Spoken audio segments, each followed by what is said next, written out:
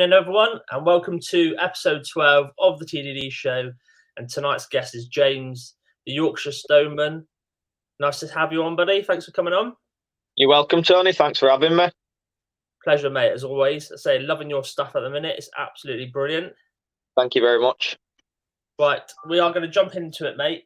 I want to ask you a couple of questions. We're going to talk to you about your journey, a few other bits and bobs. But I want to start with how you started within your industry. So if you could just discuss, explain to people what it is you do and how you started off, please. Yeah, no problem at all. Well, I wasn't very, how can I put it, educational.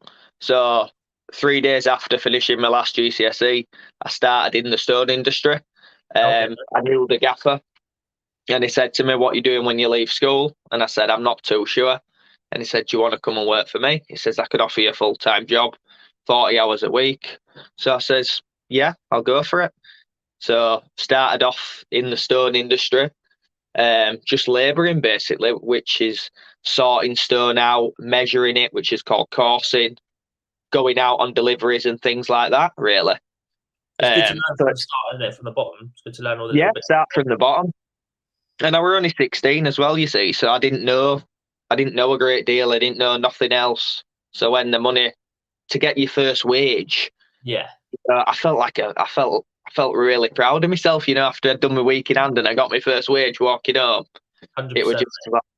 It was like I was really happy, you know. Really chuff with yourself, don't you? Like, actually, I've earned this. Yeah, I've earned this, you know. Walked at shop and I were happy walking home that day. Really happy, and you got that, mate. Yeah. So then I eventually moved on to the tools to learn stone dressing, which is what I do now through my business. Yeah. And I hit my hand quite a lot, like 3-4 times a day. If my left hand, because I'm right-handed, well, I swing my hammer with my right hand, but I'm actually naturally left-handed, which I don't know why. That's mad. If you actually feel my left hand, the finger next to your thumb, that one there, you can feel the bones there where they're just being damaged before. It's like a dinosaur's back, basically. Stegosaurus. Stegosaurus, that's it. So I started off stone dressing and that for a good couple of years, learning both new and reclaim, because it's a different technique to do new, where new stone is where it's been freshly quarried out of the ground, put on a saw, cut to normal 140s, which then ties in with your block work at 215.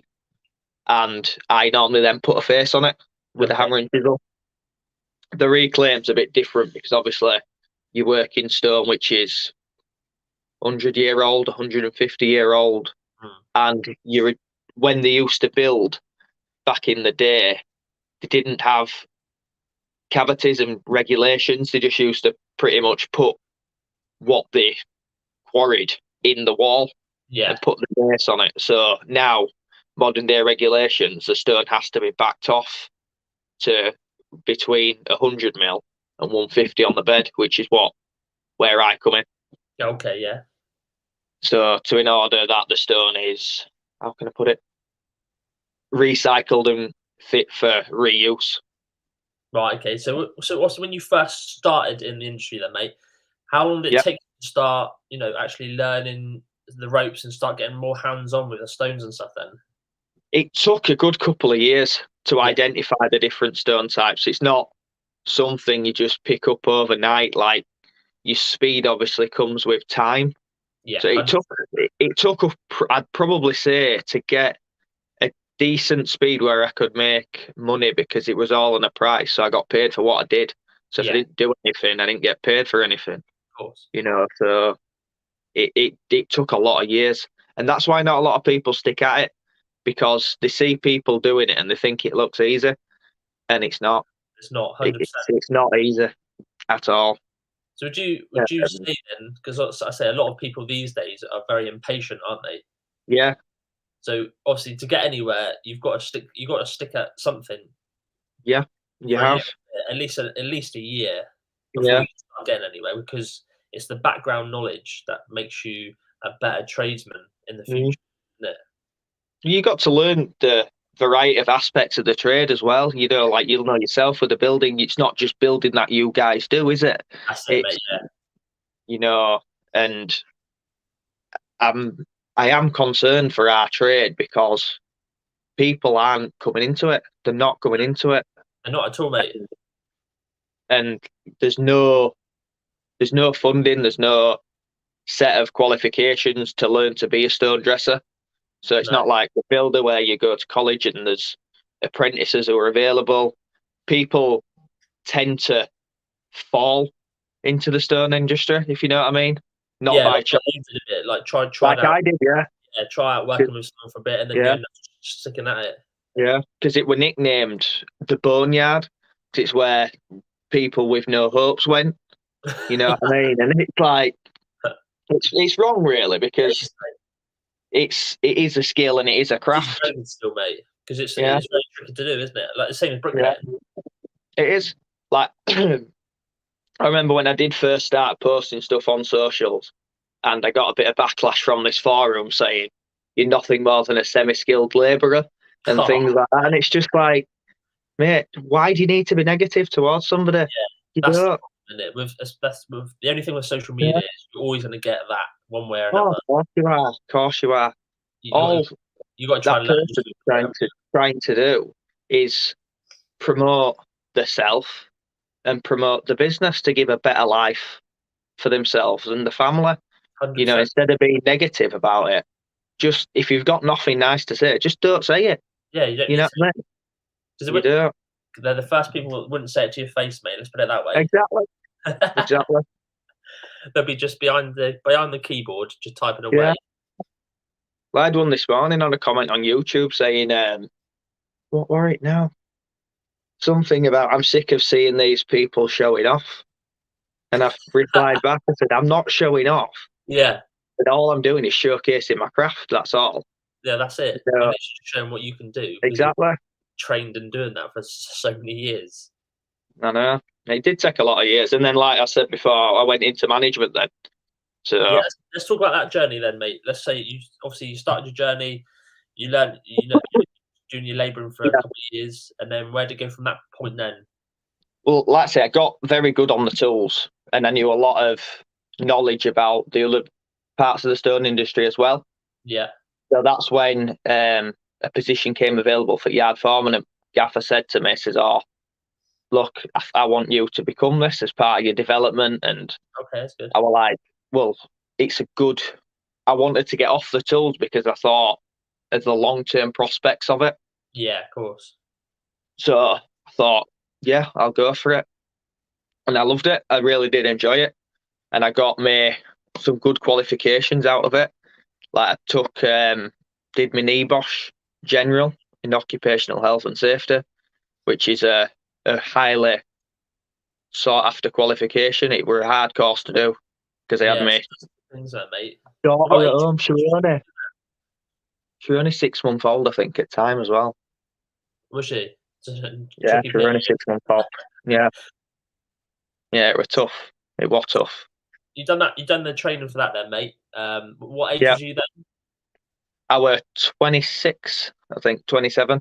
Because I remember at first day, I turned up in the course and they were at this golf club in Leeds. And I was surrounded by all these people who were all safety professionals. And I didn't really know what course I were going on, to be fair. I thought it was like IOSH or something, but it was NEBOSH, which is the one up from IOSH. Oh, okay, so I sat in this room with all these safety professionals and I just thought, I felt well out of place. I'd not been in a classroom since I was 16. And I thought, Jesus Christ. I went home and I said to our lass, I said, babe, I don't think I can do this. Yeah. I'm like, how am I going to tell my gaffer I can do it? And she was like, no, you'll be able to do it. You just need to just concentrate and try hard and you'll do it. Yeah. That's the answer, sticking at it, especially when it's difficult. Because it wasn't just the stuff in the classroom. It were going home and doing the homework and the coursework and everything else that came with it. Yeah. Like it were 2-week course, then you had 2 weeks off where you had to complete all these assignments and then go back and sit a practical and then do some like an on-site analysis of the workplace and document all the risks and everything like that. So it were hard. And then I waited like 4 months before I got my results, and I passed the 2 bits of it, and then I failed my other bit. So then I had to go back and resit it, and then I passed it then. Yeah. So I was buzzing. Absolutely. It was worth it in the end. Definitely worth it in the end. So you obviously went from that. You went from that stage then, and you went on to managing. Was it 20 to 30 people? I was then responsible. Once I completed that qualification, then I sort of became the health and safety coordinator of the yard. Yeah. So I worked in coordination with our external advisors, just making sure that the site were all in order, all the risk assessments, method statements, all pre-shift checks, everything like that were all up to date, completed, and everything like that.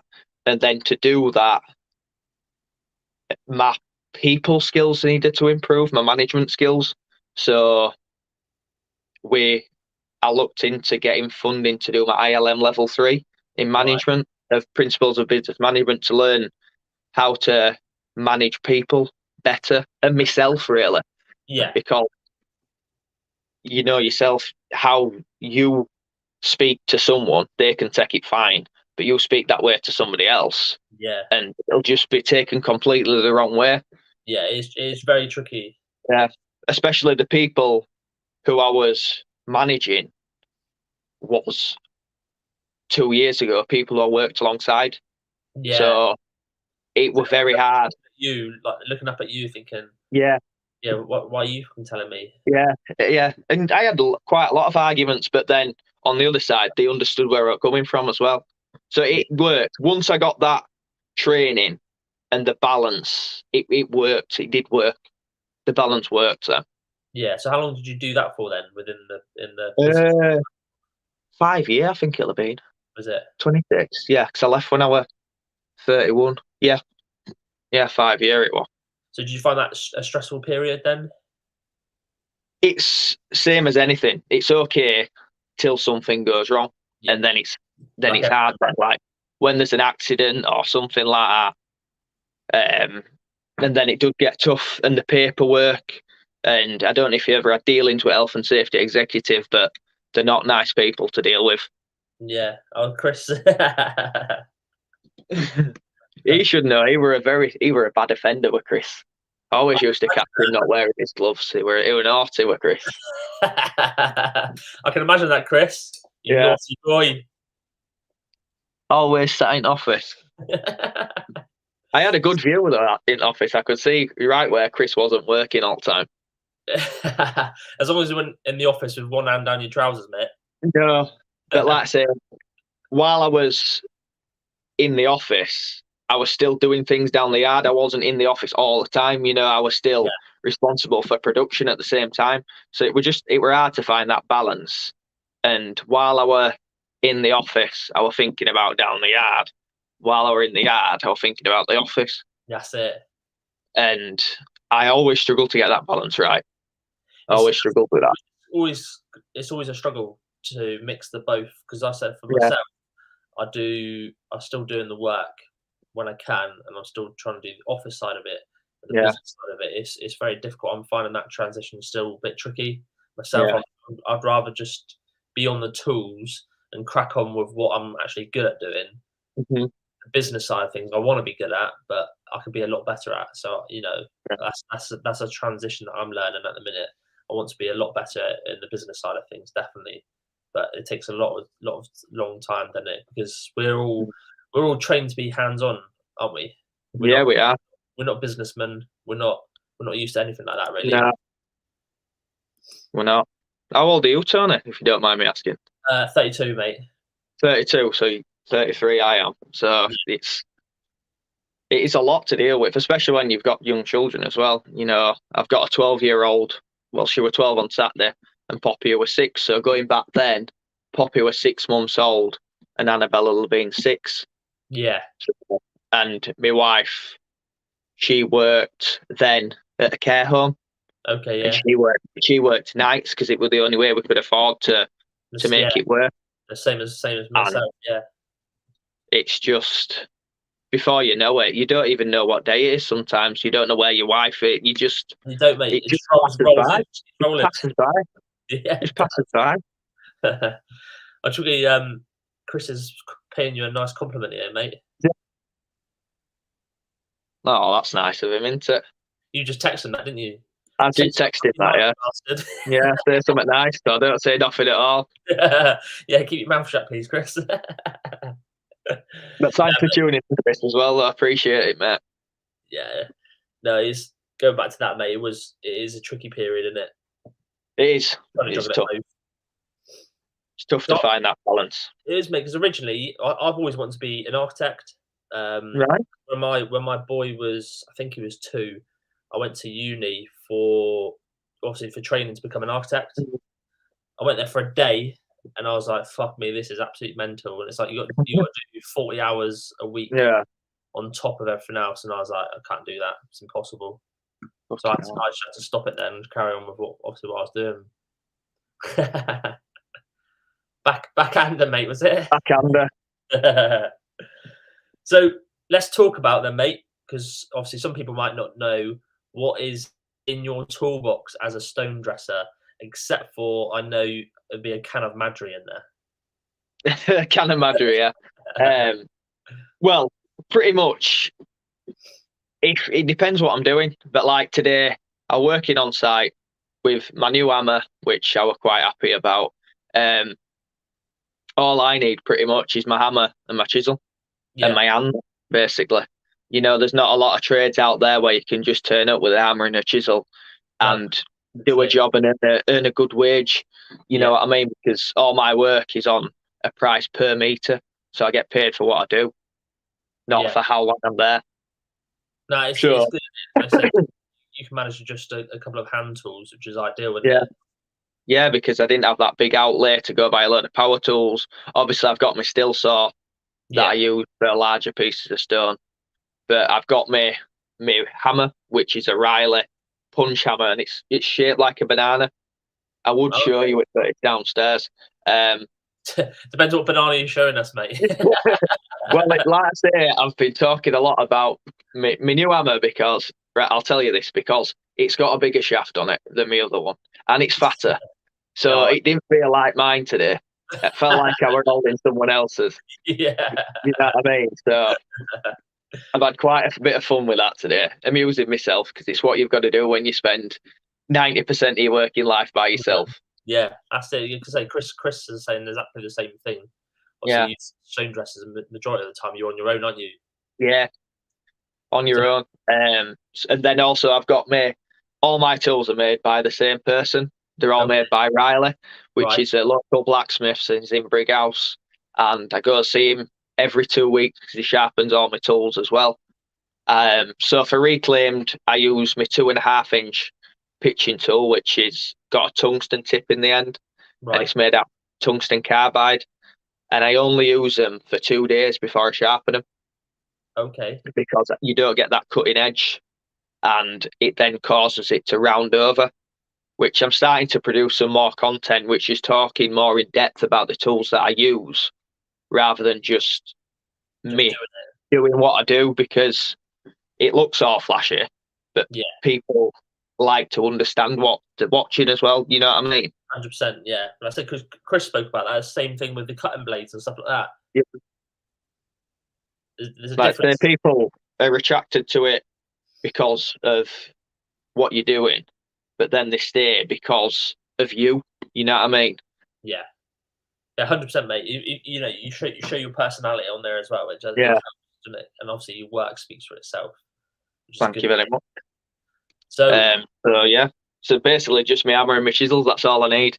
And my still saw if I'm cutting up large pieces of stone, which then I use a little wedge, which is only 2.5-inch wide. That goes in, and then I split that with my maul, which is a 14-pound sledgehammer, but it's a specialist hammer for stone with a very hard edge, which if you scrapple with it, that I could do with a new one, but they're hard to get, very hard to get. That's probably because you've been keep hitting your hand with it, mate. Yeah.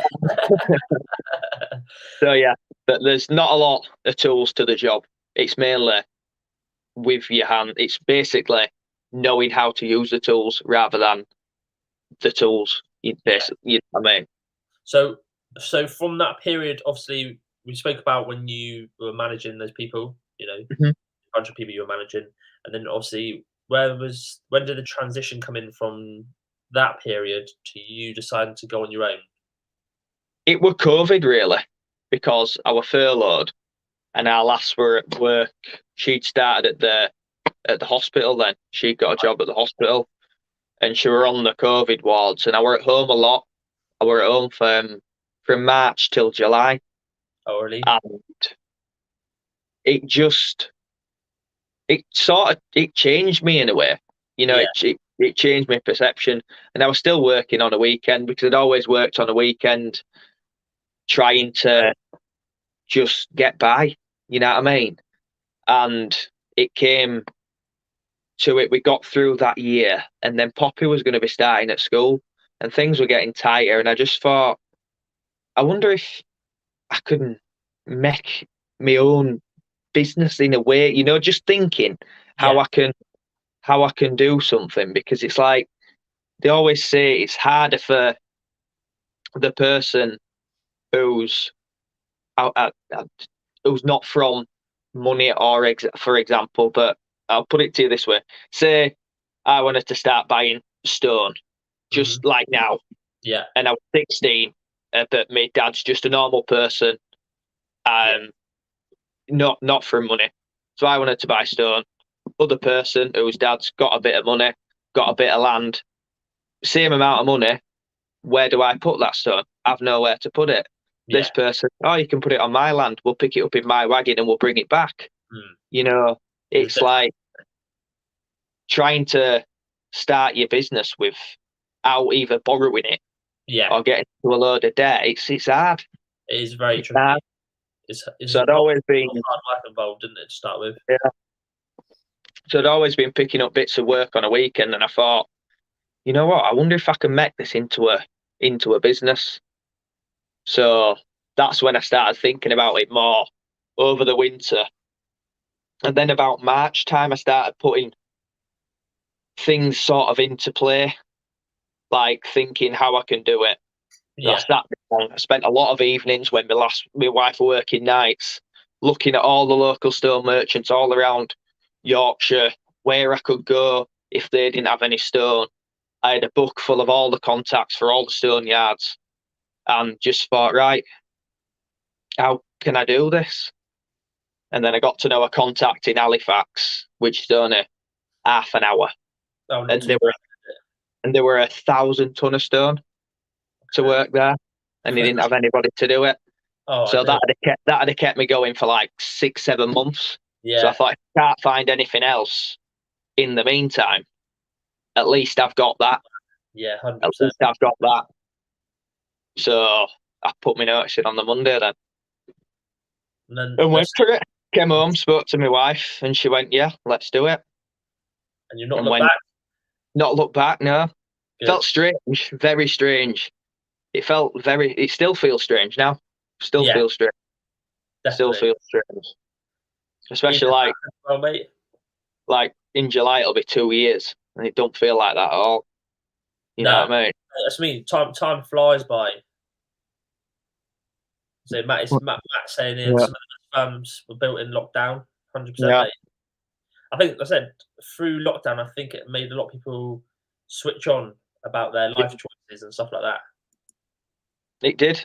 It did for me because I sort of with Annabelle, I sort of missed all that because I was working all the time. Yeah, I still work a lot now, but yeah. I always finish to pick Poppy up from school, Mhm. which is my youngest. So every day I pick her up from school, Oh, and nice. just seeing her face walk out of the classroom, it reminds me every day I've made the right decision. You Yeah, know, like she had a little mate around to play tonight, and we took him to the park, and it's like I wouldn't have seen all that. I'd have missed yeah. all that. And It's the little things, isn't it, mate? yeah, Because I've been exactly the same, especially the younger years. You're just working your ass off because you think yeah, I need to build something good for the kids here, so they got a better future, mm, and then you end up just fucking missing all the yeah, memories and stuff like that. And you don't realise that until you get to a certain yeah, stage, and you look back Like now, my kids are 7 and 5, and you'd think, that time's gone so quick. Exactly. It's just, especially when you have them quite young, like we did. You know, it's like when I were away at weekend, it's just like I felt relieved because I left my phone. I were hardly on my phone because that's what I try and do now. I try and just detach from it, which I've only recently learned to do that because you know yourself, it takes over. It takes over. Yeah. And it is hard. It's very hard. I say you end up sitting there for ages then, you're on your phone just flicking through and you're doing all sorts, your head's all over the place. Like for me at the minute, it'd be a case of, you know, every 2 weeks we're probably getting up to about 10 inquiries all the time, whatever. And you've got emails, phone calls, messages just on your phone. And then you're going through onto your socials and it's like, fucking hell, it's like bombarded with everything. You're trying to find time for that, your family, replying back to customers. It's so it's so much that people don't understand as soon as you do your own business or whatever, how much more is involved. They just think sometimes you're going home early to do some office stuff. Yeah. You're going to be there all night, but they think you're just bugging off home early because you want to. I do that quite a lot because if I'm on price work, I thought, right, I've got my wage today. That's it. I'm done. I'm off. Right. You know what I mean? Yeah. But it has its ups and downs, but because sometimes if the stone's not good, you're chasing your money all the time. You know what I mean? And then you feel guilty for going home because you don't feel like you've done enough or you don't feel like you've earned enough. So you punish yourself a little bit. Yeah. You know. 22, innit? Yeah. Or you think next time I should have done more. Start a business from the first job live on a budget for 2 years. After that time, we'll fly. Yeah, that's it. Yeah. I think Matt, you're doing your scaffolding, aren't you, mate? He said, I think he messaged a few weeks ago about his doing bits. Is it all going well for you? Have you found any difference recently through the market changes, inflation prices? Has that affected you at all? Has it affected you or anything like that, mate? With the prices of stuff, inflation, costs? Have you anything with your business? Not necessarily, no. The only thing I've changed to mine from what I used to do when I first started, I used to supply my own blades for my saw. Okay, yeah. But now I don't. I get who I work for to supply the blades for the stone. Yeah. And instead of putting my prices up, I thought I don't want to do that because we didn't know how long this was going to last. So I thought if I can reduce my overheads, then that's one way of ensuring I'm still profitable, if you know what I mean. Yeah, that's the trickiest thing, mate. Yeah. Overheads, as soon as you start getting a little bit bigger, you've got to have all these all these more overheads to start covering other things that you've got to do to become bigger. Yeah. It is a pain in the arse. Like I said, if I'm lucky at that. I don't really have that many overheads. It's mainly just my fuel and my expenses pretty much because the client base I've built up, they're all pretty much now on a regular basis. So I work for the same couple of merchants. I could do 2 days for one, 2 days for another, 1 day for another, and I'm happy with the clients I've got. Even though I still get phone calls weekly asking me to come and work for them and can I do this? And it's hard saying no. It is very hard saying no. I'm sorry, I can't do it. Like I had one last week, the week before, 400 ton of stone to do. And it's just like, it's very tempting. The price were very tempting as well. But I don't want to forget about the people who helped me when I first started, and they've been good to me. And they're not just clients who I work for; they're friends as well. Yeah. They've become friends. Like when I came back from today, when my first day back at work after being away, 2 phone calls I had this morning, one at 9:30, one at 11 o'clock, were from my clients asking if I'd had a nice break. Yeah, you know, and that were like I felt quite touched by it in a way, you know. Yeah. It's nice, isn't it? It's showing a bit of compassion and stuff like that. Not ringing saying when you're fucking coming back to do work, you know, right? Saying, have you had a nice time away? with your family, because they knew me from before. Did one of them didn't, but we've built up a good relationship. That's good. It's important for your networking and that. And Matt is just saying prices have just run up again today on the wood. I'm not still, yeah, it's the wood, 100%. Wood is still creeping up. Right. I think it's been up about 5-10% again. Really? Yeah, mate. The price still going up. The worst thing is insulation, PIR insulation. Right. Cellotex and stuff like that. Fucking hell, it just keeps going up, mate. I think overall now it's gone up over 150%. Fucking hell. Yeah, it's fucking mad. I don't do food. Cars, mate. I don't. No, I have. It might be different for you a little bit, mate, if you're doing your scaffolding, I suppose. But for me, the lads that are with me, they are subcontractors. I treat them as employees, basically. Right. With me full time and stuff, but they are subcontractors that I have. They're just lads that have been with me. I say two of my lads have been with me over a year now. So they're doing all well. But we'll see. What work are you doing at the minute, then, buddy? Today I've been at a quarry in Home Firth doing some new stone, which were nice because it's the only place I get to be inside. So otherwise I'm outside in the elements, regardless whether it's wind, rain or snow. Like when it were after Christmas, I think it were 5 days in a row, I didn't go home with the same underwear I put on to go to work in. You know what I mean? And that's when you questioned, fucking hell, am I doing right thing here? Yeah. I could be beside a warm, cozy office instead of sat here getting changed outside, bollock naked at 3:30, you know what I mean? But the clients I mainly work for is a reclamation company in Manchester, in Shaw, which is only just off Junction 21. And he never really did walling stone till he met me. Okay. He did more your architectural stuff, like your stone troughs, your sinks, all your nice slates, your fancy things. And he knocked a building down on his site, and he needed someone to back it off. So he saw me on Facebook Marketplace, because that's where all my workers come from, pretty much. How is it? And I just put an advert on there, and it just went mental. That's a good shout. Mental. So I went down, I did that. They're about 200 ton. And yeah, we've become good friends. So I go to him like 2 days a week. And then I've got another company over in Lofthouse who I do like 2 days a week. But then I swap it round to make it work, you know what I mean? And a company in Halifax as well. So it all works, and I've plenty of plenty of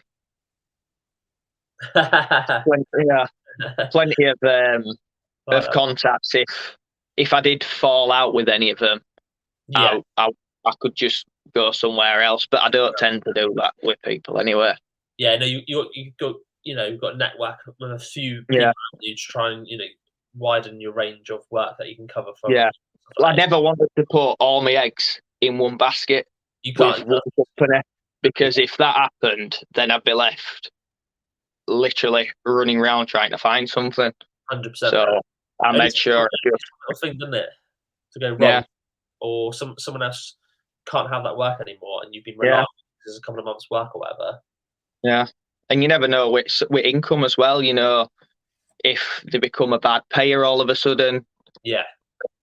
Touch wood. I've never had anything like that. I've always been paid the full amount when it wouldn't be paid. Never questioned or anything like that. So how do you set up your business side of things then? So when you're doing work, do you do contracts and stuff like that or anything like that? No, I don't do anything like that. It's just all verbally agreed. Yeah, have you thought about doing it? Because it's probably quite important these days, mate. Probably. If I worked for I've potentially got a job coming up, which is to redevelop a mill. So I will be working directly on site, subcontracted through another company. Right. So there probably would be some terms and conditions there. When I did some work, when I did first start working on my own for Skipton Properties, there was a terms and agreement there with the rate they were paying me and everything like that. That were all wrote down. And they had to do remittance as well. So my CIS were deducted, and my remittance, it's not remittance, what's it called? Retention. That's it. Yeah. Retention. So they took 2% retention till it reached, I think it was 500 quid. Right. And then I'll get that back in God knows when, 12 months' time or whenever they decide to give you. And you just want your money, and that's it. Yeah. You don't stuff about of all these different bloody things, do you? But like I say, it's lack of my own knowledge, thinking, should I put contracts in place? But then again, the price can change. Like sometimes if the stone's a bit harder, yeah, I'll get more money for that. You know what I mean? So sometimes it's just agreed where, that were a bit tough today, and it were like, well, how much more do you want for doing that? So it's just, another £1 a metre or £2 a metre. It's dependent obviously on who you're working for, doing the work for. Because if you're working for someone you don't know, it's having that trust there, isn't it? Because these days it's completely different. Yeah. It's not the same as it used to be, where we could, between me and you, verbally handshake and say, yeah, that's fine, mate. You crack on work with those rates, happy days. These days, I've found it can be a case of, if someone can shaft you, they might try it. Yeah. That's why I try and advise people, try and get some sort of contract just to cover your ass, because you're not there to take the piss. It's just, unfortunately, some other people will try and take the piss out of you.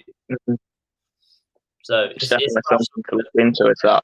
I would, mate. And thanks for that advice. Yeah, that's it, mate. It's important as well, because sometimes you can have a change of works contract as well.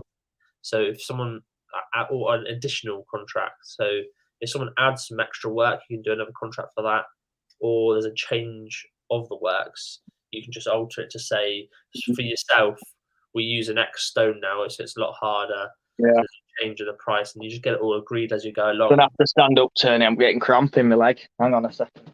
I've not been working for 2 days. For a couple of days, you think? Right there. Sorry about that. That's all right, mate. Your legs under the table like that. Yeah. I'm sat like I'm at school, you see. No, that's good, mate. That's something I need to look into. I do need to get more on top of that side of things, because it's finding the time. It's always the same old battle, isn't it? It is, mate. I said earlier, I'm going through that transition now, mate. So I'm trying to, whenever I use something or learn something for myself, I like to try and share it out with other people, because they're probably going to be in the same situation as me, where they were unsure or didn't know about certain things. So if I found it a help or a use to me, I'd rather give that information out to other people, so try and use those practices as well. It's all about protecting each other, mate. All looking after each other. That's the main thing. Yeah. Well, that's what I love about Instagram, because, like I said to you earlier, I were never on social media like I am now.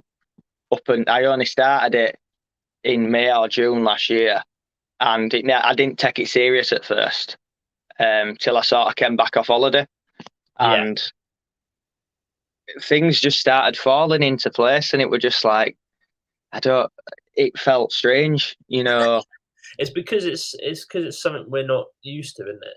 Yeah.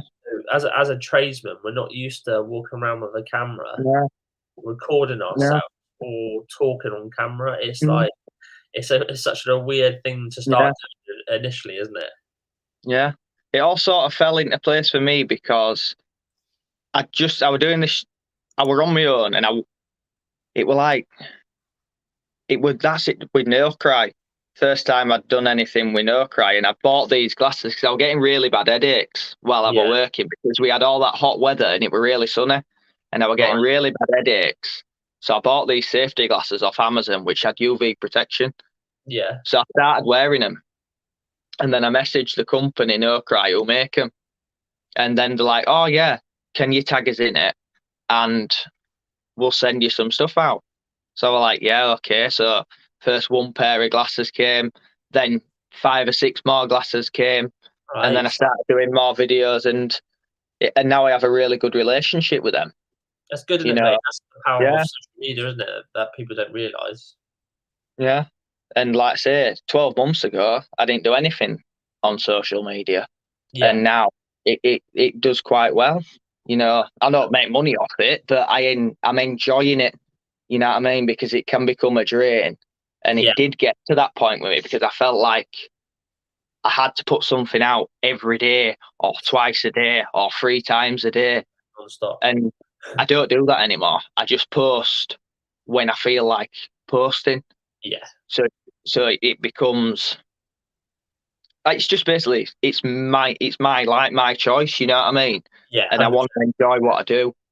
So we were talking about that before we come on, and I was telling you earlier, when I about obviously how at the minute I'm just like bombarded. My head is absolutely everywhere.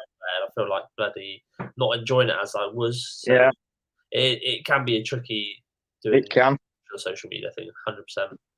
I don't know how some people do dedicate the time they do to it, especially if they're editing their own content and things like that. I take my hat off to the people who can do it, who are at the top of the game with it. I really do, because it's very hard, and they've found that balance and they've found how to manage it. Yeah, and well done to them. Well 100%. Done. Yeah, because it is a lot trickier than most people trying to do. Like I said, it's even just thinking of the idea, editing it, and then uploading it. It's like, and then it flops, doesn't it? You get 10 likes. I was saying that I was speaking to Scott from Bros Carpentry the other week. Yeah. And he said exactly the same thing. So he was like spending hours editing this wicked video, and he thought it was gonna be wicked. Put it up, flopped. He put up another video with his lad Dave chucking a chisel to a bag, and it had millions of views. And he's like, "What the fuck?" Yeah, that's just how it works. It's the same with like that reel I said to you on Facebook. Yeah, 32.2 million views. Same reel on TikTok. It didn't even get 1,000. It's the same video, same song, uploaded at the same time. One does 32 million, one does 1,000. It's crazy how it all works. What can you do with that? You know what I mean? And it's just baffling, absolutely baffling. So where can people follow you then, mate? People can follow me on Instagram, and the handle is _Yorkshire_stone_dresser. They can follow me on Facebook on my company page, which is Stone Dressing Services. They can follow me on YouTube, which I'm currently trying to get my subscribers up, and then doing more long form content on there. Yeah. And that's the same handle as Instagram, which is the _Yorkshire_stone_dresser. And TikTok is the Yorkshire Stone Dresser, all one word. Right, perfect. But all my links are in my link tree. So, and there's discounts on there for me other companies who I do work with, like Workies Workwear. I'm a brand ambassador for them, which I was proud of that when he asked me to be as well. Yeah, that's cool. 100%. Little things like that mean something then, because it means like the social stuff that you're doing is recognised then, isn't it? It's something towards it then. And I feel proud of it as well. You know, it's like a milestone on your journey in a way. Yeah, it is. Yeah, 100%. So before we end this, mate, I want to ask you one more thing. I want to know one of your funniest stories or something that's happened to you. My funniest story? Yeah. Right. Which ones am I allowed to tell where I'm not going to get in trouble? Chris is thinking, oh, shit. We've got many memories of me and Chris. Many memories from when we were younger. Chris is sweating. Right, well, I'll tell you this one from me and Chris. Chris used to be the same sort of build as me. Yeah. And it were getting larger. And for some reason, we were going out to the pub. And he's like, I bet I could fit in your jeans. I'm like, I bet you fucking can't fit in my jeans. So all of a sudden, we're outside. And I've took my pants off. And I've got his jeans on. And he's got trying to get my jeans on. So I've got mine up to here like braces. And he's there trying to get them over his legs just to prove a point that he can get my jeans on. Yeah. And anyway, managed to get them on. But honestly, they were painted on when he got them on. I've got a picture of it somewhere, so I'll find it. Mate, I'll find it. Find the picture, tag us in it so we can upload it. I will do. Yeah, but we've got some great memories of me and Chris. We go way back. And when he left to go self-employed as well, because we worked at the same firm, it was just like, I felt like someone I could bounce off as well. You know what I mean? If I was feeling a bit shit, I could ring him and he'd understand, and he'd ring me about stuff. 100%. And it just worked. I can't wait till we actually do a day's work together. But that'd be good. Can't happen yet. That would be good though, wouldn't it? Be good content. Both of you doing stuff together at the same time. Trying to find somewhere way or another of collaborating together. That'd be decent. It would be. It would be. Whereabouts are you from, Tony? Torbay in Devon. Oh, you're a long way from me then, aren't you? Yeah, it's all limestone down your way. It's all Cornish limestone. It is, mate. Yeah. It's all got a lovely, like whitish yellow tint to it. Yes, mate. That's it. Yeah. Right. Pleasure having you on, buddy. Thank you very much, mate. Really appreciate it. We will speak to you soon. I said, if everyone can head over to James's page, take a look at his stuff. That'll be much appreciated. Pleasure's having you on, mate, and I will speak to you soon. Thank you very much. Speak to you soon, Tony. Thank you. Take care, buddy. Cheers. Cheers, mate.